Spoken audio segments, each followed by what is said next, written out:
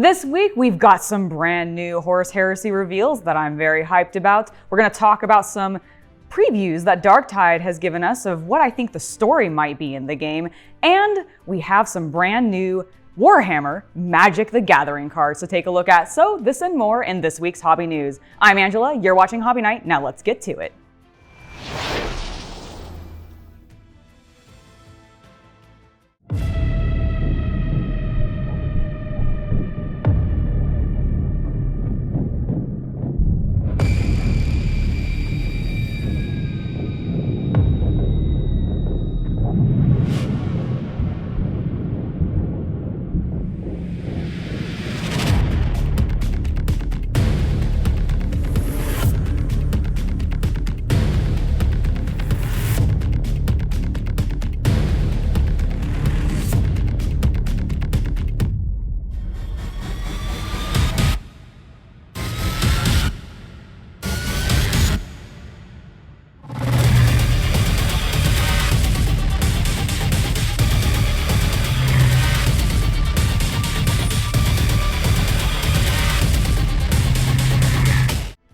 Are you tired of tanks yet? Because I'm not, and we have another one that's coming to us from the Horus Heresy lineup, and this time it's the Sicaran tank. I love the look of this tank. I also love how many different options its kit is actually going to be coming with, which is a theme that seems to be happening with the Horus Heresy models and sets that they've been revealing. It means that you can build the tank in a way that is going to fit your Legion's playstyle, which I really like. Plus, I mean, it's just a really freaking cool looking tank and has lots of cannons, and bitches love cannons.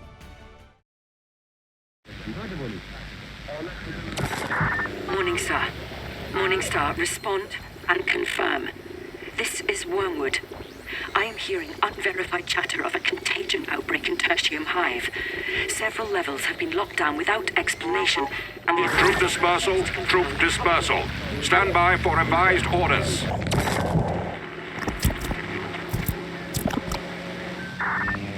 Morningstar, are you there? I need you to acknowledge my signal. It has been 12 weeks since your last transmission. I can only hope you are en route. The Hive authorities refuse to confirm a plague outbreak, but local citizens have told me stories of affliction in neighboring zones. I have Orders received. Disembarking as per instruct. Reassign troops awaiting transport to Area 19.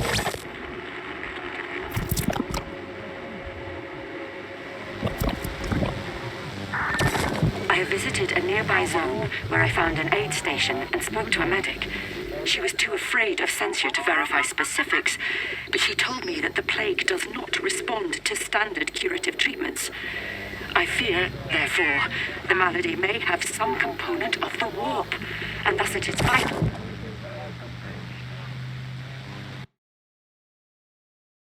Next, we're diving into the world of video games because Fat Shark released several teaser trailers on YouTube for their game Warhammer 40,000 Darktide that I think indicate what we might be seeing as the plot for the game.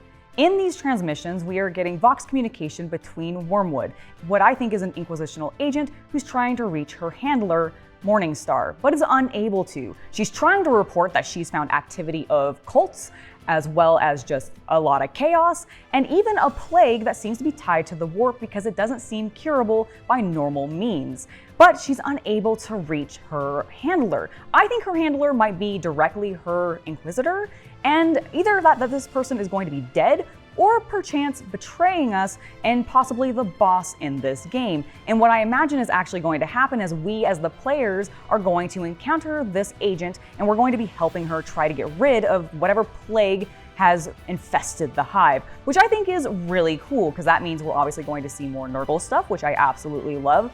And Fat Shark also released some preview art recently of a Nurgle Ogryn, which I really like the look of. He is super gross looking and it's fantastic. So I'm actually really hyped for this game. It will be releasing this September, so I'm looking forward to it then.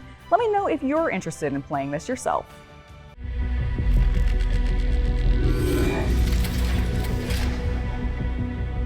Vigilus, an arid, parched planet, home to billions who labor ceaselessly in colossal forges. In the closing days of the 41st millennium, it was but one of many such worlds.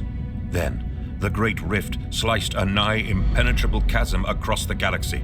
Cut off from the Emperor's light, Vigilus found itself the sentinel of a new gateway into the shadowy Imperium Nihilus.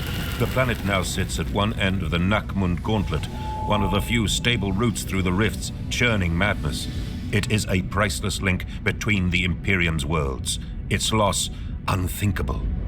First came hordes of orcs, sent spinning across the galaxy by the rift.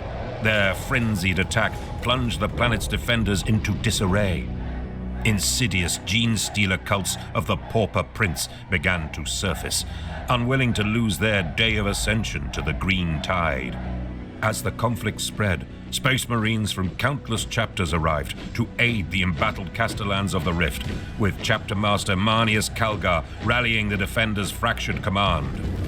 Unexpected aid arrived from Craftworld's Syme Hahn, who assassinated the leader of a rising chaos cult, only to be turned upon by Imperial forces. Blooded, but not beaten, the Eldari returned to mete out vengeance. As the fighting reached its peak, Abaddon the Despoiler himself darkened Vigilus' skies at the head of his Black Crusade. Calgar challenged Abaddon himself in a desperate bid to slow his advance, and although the Lord Macragge was laid low, his ruse bought enough time for a devastating strike against Abaddon's flagship, the Vengeful Spirit. Forced to withdraw, Abaddon's departure gave the defenders hope, but no respite. The war for Vigilus raged on. Anarchy reigned across the entire sector, and ravaged worlds continued to fall to the Black Legion's ships. Uncertain and exhausted, it seemed no amount of Imperial forces could bring Warzone Nakmund under control. But though millions perished, hope yet lived on Vigilus. Believing Marnius Calgar dead, Imperial defenders began to venerate his sacrifice, spreading the word of Saint Calgar's martyrdom. Guided by a mysterious light, the lost crusade of Mina's consecration burst from the warp, throwing a new tide of battle sisters into a devastating counterattack. Elsewhere, the uncompromising Inquisitor Carta Volnus continued his hunt for the Noctilith crowns. Warp spawned artifacts that threatened to engulf Vigilus in madness. On the island of Storval, the Firebrand Inquisitor found the source of these vile relics and whipped the ragged Imperials into an army that fought with zealous fury. By their sacrifice, the traitor resistance was broken, and Carta Volnus closed the demonic rift that fueled the Noctilith Forge. Vigilus could breathe once more, but only for a moment. Aliens and heretics still prey upon the system and its fallen worlds, cutting off hope of relief. This vital planet stands alone. Abaddon now sends his most fanatical herald to finish what he began. The Nakmund Gauntlet must fall. Vigilus may stand, but the Rift War has only just begun. Now I want to talk about another trailer that Games Workshop themselves put out for one of their new books. I really liked this particular trailer for Rift Wars simply because, on one hand, it was nice to get a nice recap of what actually has been happening in the narrative for this current edition. However, I also feel like this trailer was a little overblown for the fact that it's just a rulebook, which I imagine Games Workshop is inevitably going to replace or make redundant or invalid in 3 to 6 months, because that's kind of been their trend. And I don't like seeing them use really cool cinematics and great voiceover and these cool recaps to sell a product that I feel like is just going to be a waste of money down the line.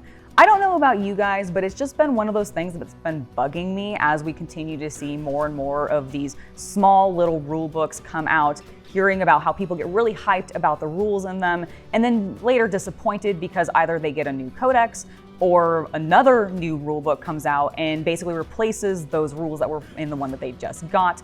And these books aren't cheap. They do tend to be pretty expensive, and while I totally accept that Warhammer and other wargaming hobbies are very, very expensive because there's a lot of models and paint and books and terrain and boards and all sorts of other things that you need to buy, I think having this excess of books is something they could trim to make it a little less harsh on us as the consumer. I know that's unlikely to happen, but I just wanted to vent a little bit about it because the trailer was cool, but I don't like what it's selling. It's that time of the video where I interrupt to tell you about my Patreon and to let you know that we just added a Discord server which all tiers get access to. So if you're wanting a way to chat with me, share with me your projects, or just tell me what board games you're playing, definitely make sure to check the link below and check out my Patreon. Do you want to duel? Well, too bad we're not playing Yu-Gi-Oh, but we are going to be talking about some Magic cards, specifically the new Commander decks that are coming out for a Warhammer 40,000 themed Magic set, which I have talked about a little bit. We got an announcement of this originally in February, and we know that it's going to be 4 different Commander decks, but we now know a little bit more information, and we've seen some of the card art that we're going to be getting, and it's looking pretty glorious. So let's talk first about a little bit of the information we know now. We're getting 4 different Commander decks. One is going to be Necron Dynasties, one is going to be the Forces of the Imperium, another is going to be Tyranid Swarms, and then we've got the Ruinous Powers, which is what the focus was for the card art reveal in the recent preview. We got to see some really cool Chaos themed art. In particular, I love the Blood for the Blood God card. It has a corn symbol done up in Space Marine bodies, and it is metal AF. I absolutely adore it. I mean, Magic the Gathering is constantly known for pretty darn good art, and I really like seeing some new art come out through this new game or this new Commander deck set. But I'm also interested to see how they sort of interpret some of the old art and maybe put it onto the cards. Now, I really, it was cool seeing all the Chaos stuff, and we did get to see one of the cards from the Forces of the Imperium, which was a cool Astartes, looking badass. It does seem like it's going to be focused. Yeah, it's Ultramarines, which I know they're fine. They're fine. It's Ultramarines, they're cool. But I want to know what we're getting for the Tyranids and the Necrons. I am actually incredibly disappointed that we haven't already seen reveals of that, because I think those cards are going to look just way, way cooler than anything we're going to get for the Ultramarines, and even honestly for some of the Chaos stuff. As much as I adore Chaos, I think the Necron cards are just going to be my favorite. I just am expecting a lot of that neon green and a lot of dark metals and black, and that really speaks to me right now, and I'm loving it. So I look forward to this. Now, if you are wanting to get your hands on these, you can get either the standard edition of the Commander decks, or you can get the collector's edition, which I imagine are going to be mostly foil and just be fancier. I don't know which set I'm going to be getting, but they are coming out right after my birthday on August 12th, so I will probably be picking that up as a little gift for myself. All right, that has been it for hobby news this week. It was pretty Warhammer dominant, but honestly, I'm really excited for those Commander decks from Magic the Gathering. I just think that's really cool to see those kinds of crossovers, even though they're both kind of expensive products to buy. But regardless, if you want to hear me chat about some of the other things that I'm interested in, like pro wrestling, you can go check out the podcast that I was on with Pete Quinnell over on the Wrestle Talk podcast channel. I will put a link in the video description below. It was a good time. We talked about SmackDown and Rampage, and also modeling and painting, which was really cool. So if you're into that kind of thing, maybe check it out. Before I head out, I do want to give a huge thank you to my patrons for making it so content like this can continue to happen. Without your guys' support, we wouldn't be doing this, so thank you very much. I have been Angela, and I hope you have a wonderful hobby night.